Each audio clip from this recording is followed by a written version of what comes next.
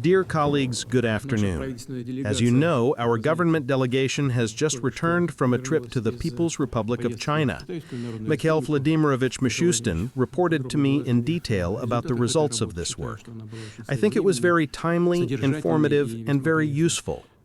After reviewing the main issues, I would ask Mikhail Vladimirovich to inform all our colleagues about this. The main issue we have today is ensuring transport safety. The speaker is Andrei Sergeyevich Mikhitin, Minister of Transport. Volodin. Mr. President, can we skip the agenda? Yes, please. Please.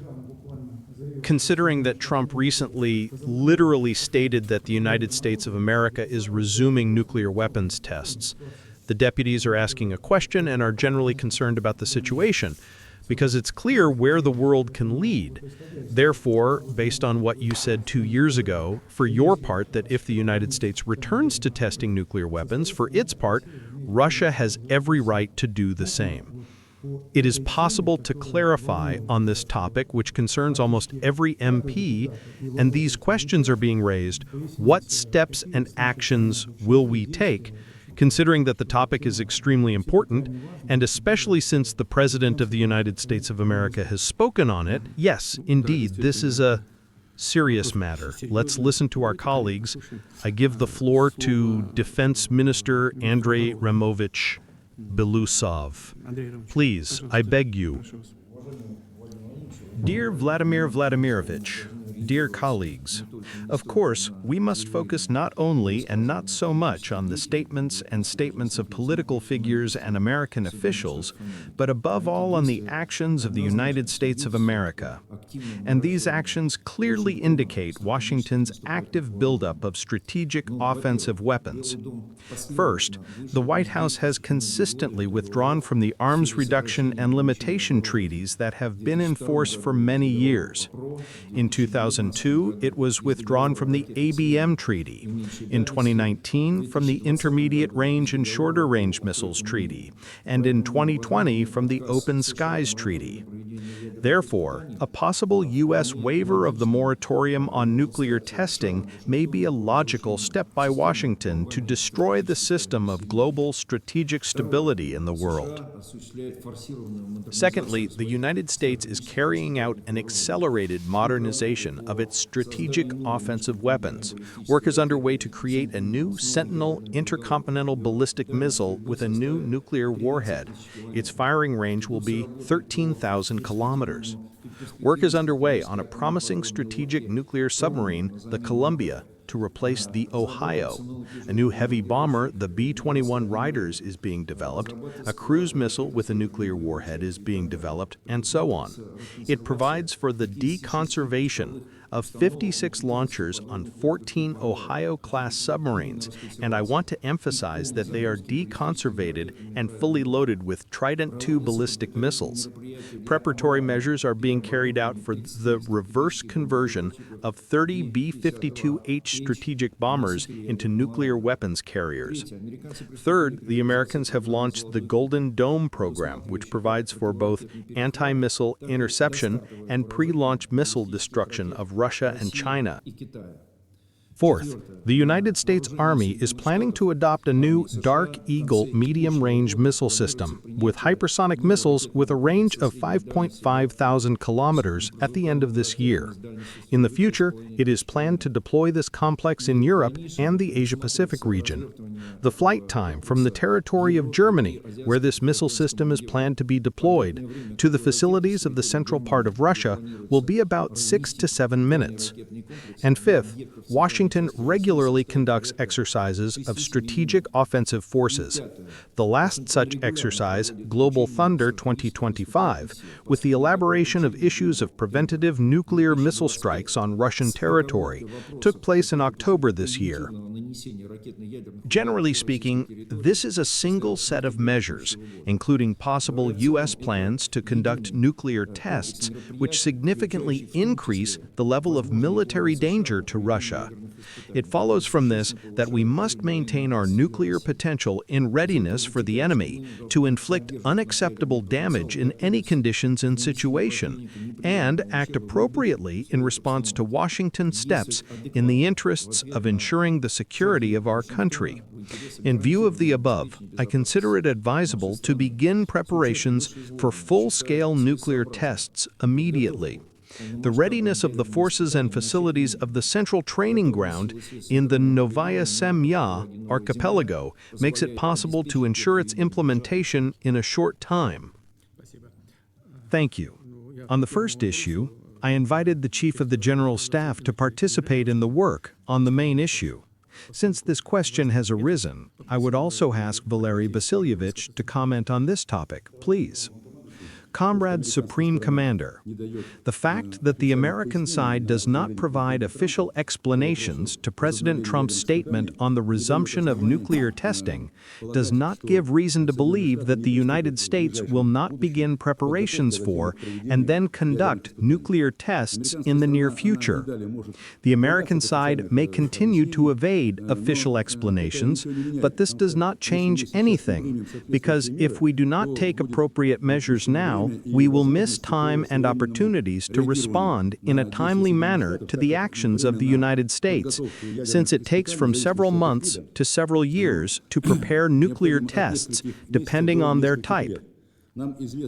We are aware of the statements made by a number of senior American officials about the resumption of nuclear tests in the United States, and an analysis of these statements indicates Washington's focus on their preparation in conduct. Putin. As for explanations, many colleagues have received a telegram from the Ministry of Foreign Affairs from our ambassador in Washington on this topic. Sergei Yevgenovich, do you have this? Nerskin, yes, Vladimir Vladimirovich.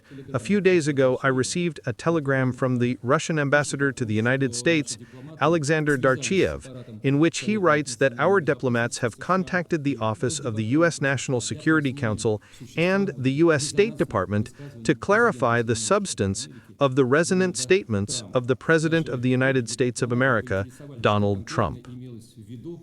Our fellow diplomats asked what exactly was meant in the statement made the day before regarding the instructions given by the leader of the United States of America to the Pentagon on the immediate transition to nuclear weapons testing, and asked for clarification from the National Security Council and the State Department, to which representatives of both the White House and the U.S. State Department avoided a substantive reaction and assured that they would report the information to the top and contact the Russian side if it was deemed necessary to clarify the issues raised by Russian diplomats.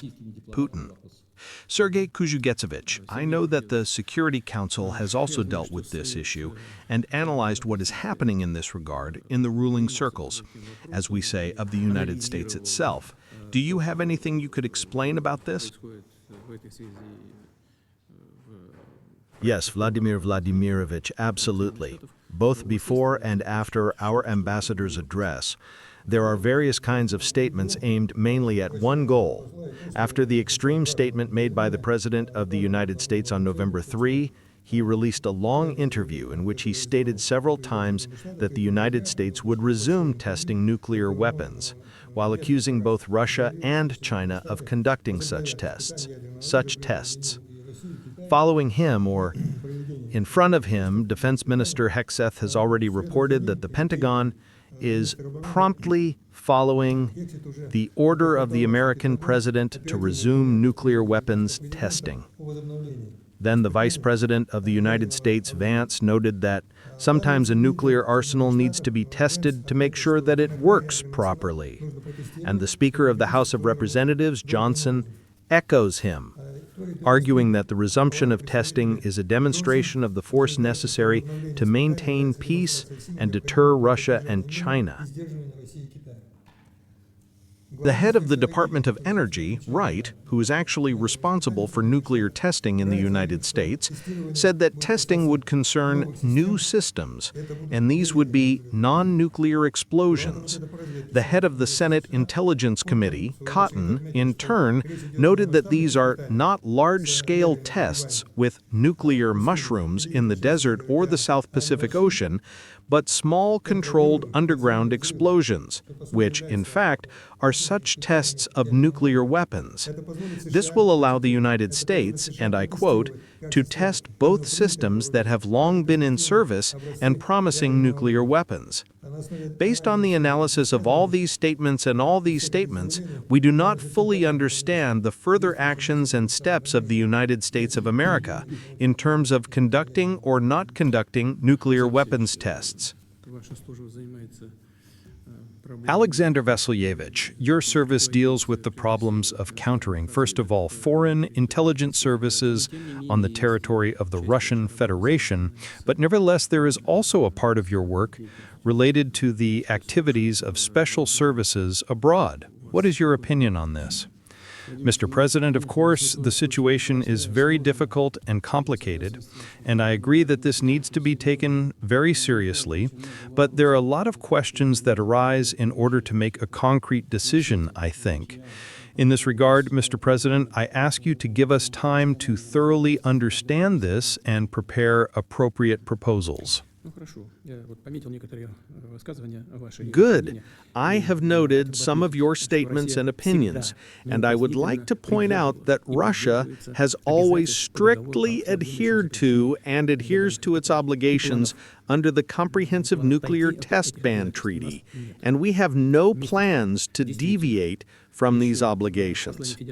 At the same time, I did say in my message to the Federal Assembly in 2023 that if the United States or other states parties to the relevant treaty conducted such tests, Russia would also have to take appropriate retaliatory measures.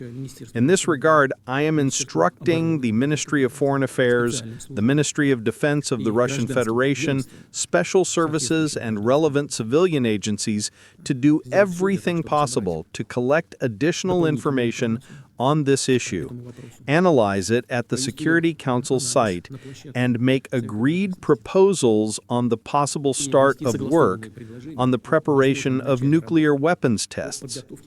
Let's proceed from this. I'm waiting for your report. Let's move on to the main issue on today's agenda.